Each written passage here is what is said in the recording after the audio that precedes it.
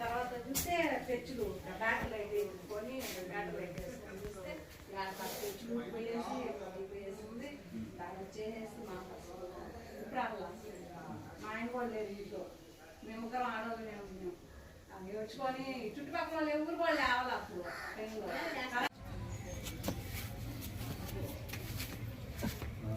ఇంటి గ్యాస్ కూడా మొత్తం ఫ్యాన్లు కనుకోవాలి.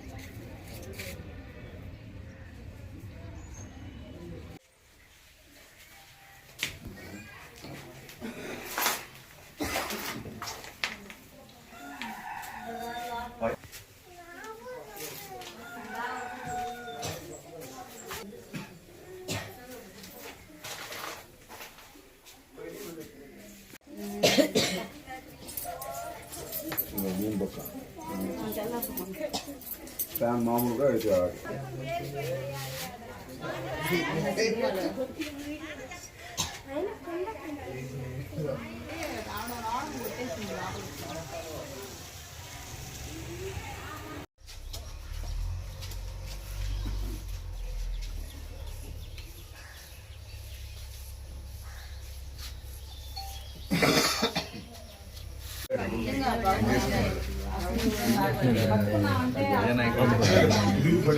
అదృష్టం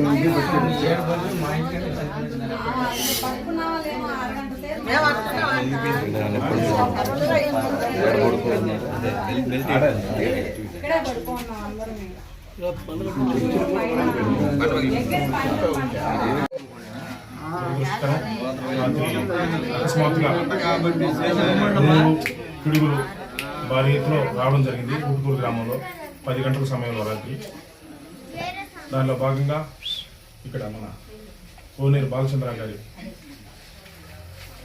ఇంటి మీద ఎప్పుడు లేని విధంగా మామూలుగా పిడుగులు అనేది ఎక్కడ పొలాల్లోనూ ఎక్కడ పడతా ఉంటాయి.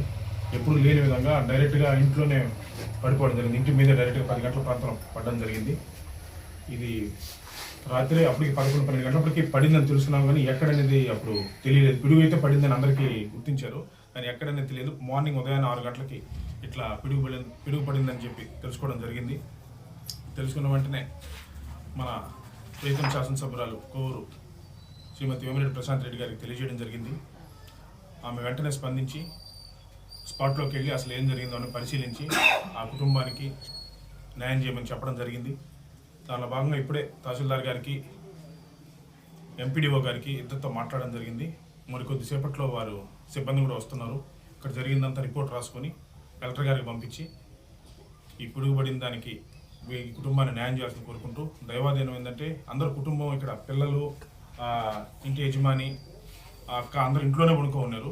మనకి దేవుడు మన ఎందు ఉండబట్టి మనకి ఎటువంటి ఇబ్బంది జరగకుండా ఈ ఆస్తి నష్టంతోనే ముగిసింది. ఎటువంటి ఇబ్బందులు జరగకుండా, ఇటువంటి సంఘటనలు జరగకుండా విపత్తుల శాఖతో కూడా మాట్లాడి ఇది ఎప్పుడు లేదు ఇట్లా పడ్డం, మన నివారణ చర్యలు ఏం తీసుకోగలం అని చెప్పి ఎమ్మెల్యే గారి దృష్టి తీసుకెళ్ళి మన సముద్ర తీర ప్రాంతం కాబట్టి వీటికి నివారణ చర్యలు ఏం తీసుకోగలమో చూసి కూడా ముందుకెళ్తామని తెలియజేసుకుంటూ ఈ కుటుంబానికి న్యాయం చేస్తామని చెప్పి తెలియజేసుకుంటాం.